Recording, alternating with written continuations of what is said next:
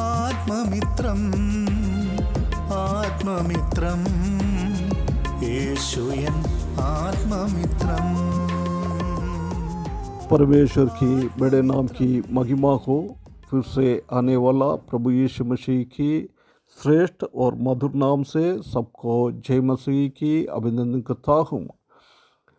फिर से एक बार और ये सुबह के टाइम परमेश्वर की वचन के साथ प्रभात मनन में आने के लिए थोड़ी टाइम परमेश्वर का वचन से मनन करने के लिए परमेश्वर ने एक और अवसर हमारे जीवन में दिया है।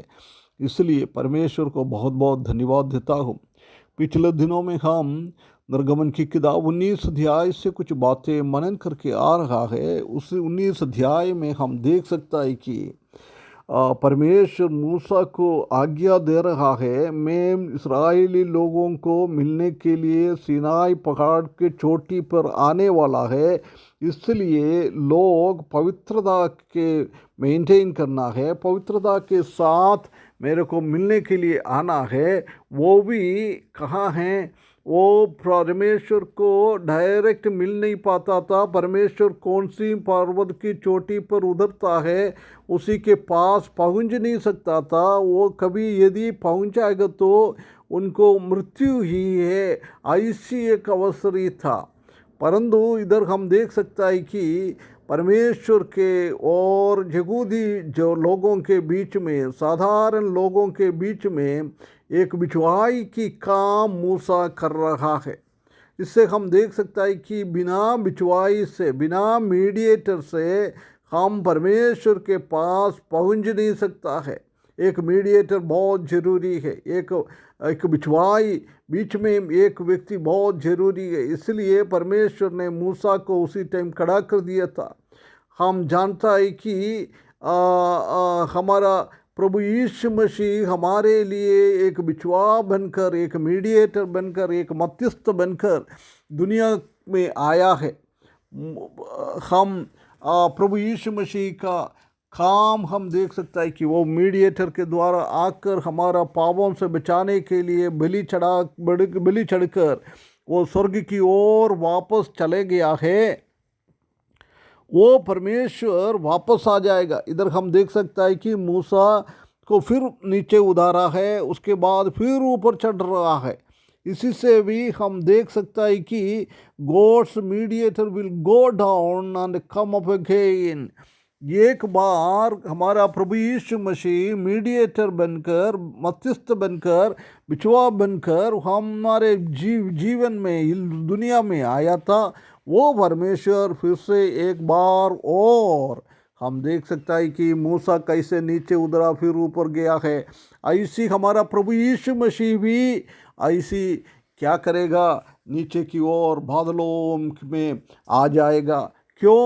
हमको इकट्ठा करने के लिए, हमको इकट्ठा करके सीनाई पहाड़ के ऊपर नहीं, सियोन पहाड़ के ऊपर, स्वर्गीय सियोन में हमको लेके जाने के लिए परमेश्वर फिर से आने वाला है। हम अभी सीनाई की ओर नहीं हैं।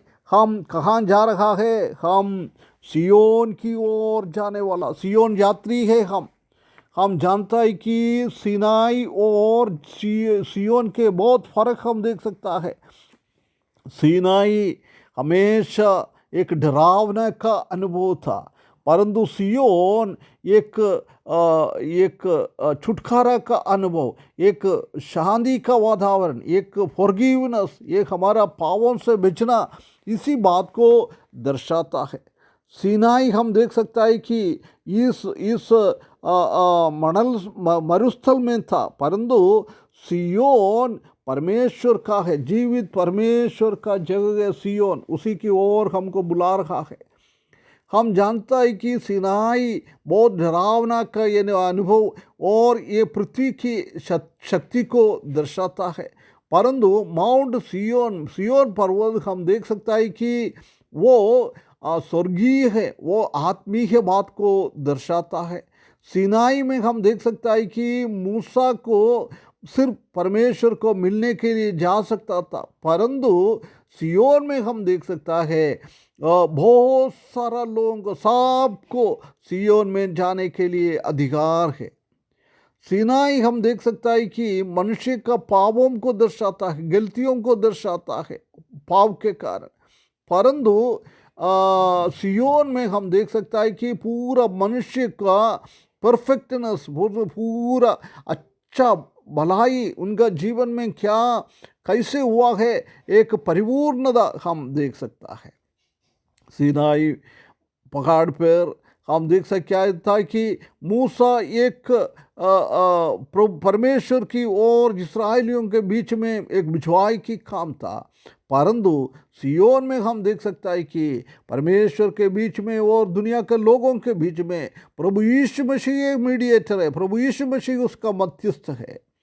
हम जानता है कि सिनाई से पुराना नियमों को लाया है। वो जानवर का खून के द्वारा परमेश्वर के पास पहुंच सकता था। परंतु सियोन में हम देख सकता है कि नया कवनेंट लेके आया है। वो हम प्रभु यीशु मसीह का काल्वरी क्रूस में दिया हुआ खून के द्वारा हम जा सकता है। सीनाई पहाड़ पर एक पहुंचने के लिए एक फेंसिंग, एक लिमिटेशन था, उसके आगे लोग जा नहीं सकता था। परंतु हम जानता है कि परमेश्वर सियोन की ओर जाने के लिए सबको बुला रहा है, सबको बुला रहा है। कोई भी उसी में से अलग ना होना, दूर ना होना, सब लोग आने के लिए। हम जानता है कि सीनाई में नियमों को दिया था, परंतु सियोन में परमेश्वर का अनुग्रह को, परमेश्वर का दया को, परमेश्वर का महिमा को हम देख सकता है। प्रिय भाइयों बहनों, कितना बहुत बड़ा एक फ़र्क हम देख सकता है प्रभु यीशु मसीह का मध्यस्थ काम का और बिछवाई का काम का और मूसा का बिछवाई का काम में जमीन आसमान की फ़र्क है। हमारा प्रभु यीशु मसीह हमको अनुग्रह के सिंहासन तक पहुंचाने वाला है। परंतु मूसा को लोगों को लेकर सीनाई पहाड़ के पास नहीं दे सकता था।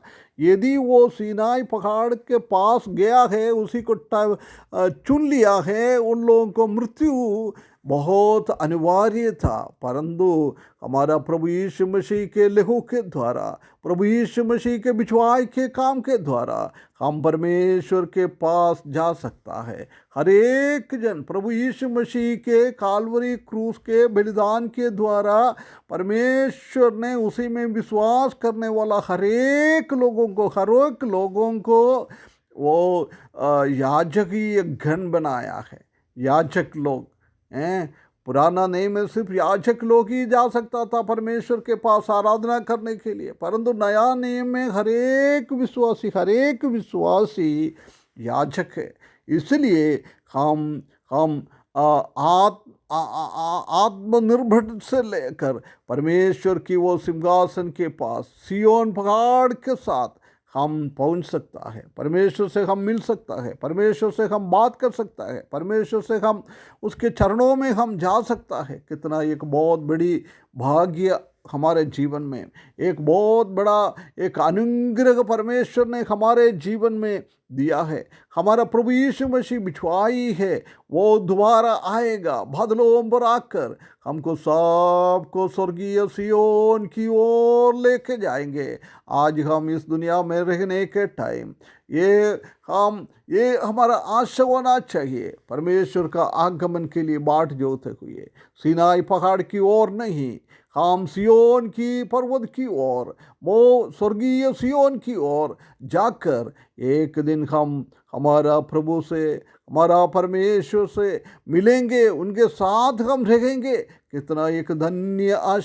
आशा परमेश्वर ने हमको दिया है। परमेश्वर हमको सहायता करे ये वचन के द्वारा आशा में और बढ़कर हम पुराना नियम का अवस्था और नया नियम का अवस्था का फर्क को देखकर हम इस्राएली लोगों से भी बढ़कर धन्य लोग हैं। इसलिए हम ये परमेश्वर को, हमारा प्रभु को धन्यवाद करते हुए आशा के साथ, आशा का भरपूरी में होते हुए हमारा मसीह की जीवन इस दुनिया में जीवन बिताने के लिए इस वचन के द्वारा परमेश्वर हमको सहायता करे, उसके बड़े नाम की महिमा हो।